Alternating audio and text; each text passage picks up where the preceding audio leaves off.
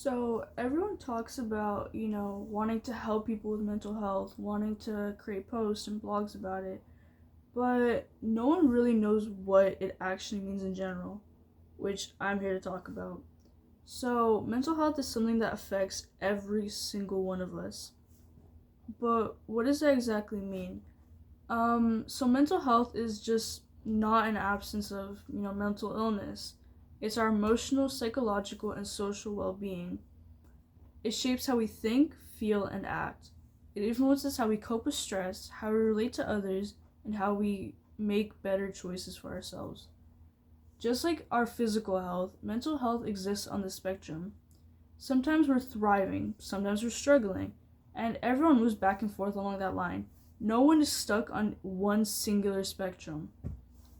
Mental health is shaped by so many factors, things like our biology and brain chemistry, our personal experiences like trauma and stuff, our communities and environments we live in, and our day-to-day habits like our sleep, our exercise, and our diet.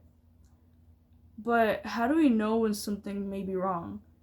Warning signs, can be persistence, like sadness and worry, losing interest in things you once enjoyed, challenge like changes in sleep, whether that's, you had like 8 to 10 hours, every night, and now you have like 5 to 3.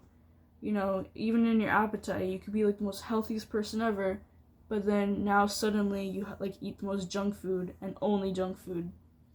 Trouble concentrating, whether that's, like whether you're in school, whether you're doing work, whether you're just day-to-day habits, you're not concentrating enough, withdrawing from people, being distant from other people, or even just physical problems like aching or pains that may not be noticeable with like no clear cause. If these stick around, it can lead to such a deeper issue that we need to reach out.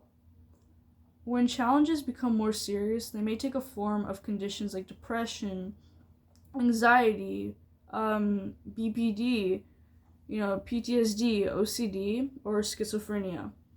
These can look very different for a number of different people. But it's important to know that having a mental health condition doesn't mean you can't live a meaningful, fulfilling life. But with the right support, recovery and stability are definitely possible. Nothing is impossible. So, to get this support, it can come in so many different ways. Professional help like therapy and medication will always help. Social support from family and friends. They are always here for you. You can definitely reach out to them. You could also have, like, in general, for your own personal well being, lifestyle choices like, regular exercise, just going for a run, walking. If you want to go more vague, going to the gym and all that. Good sleep, at least 8 to 10 hours a day. Healthy nutrition, whether that's, drinking more water or eating, vegetables and fruits more often always helps.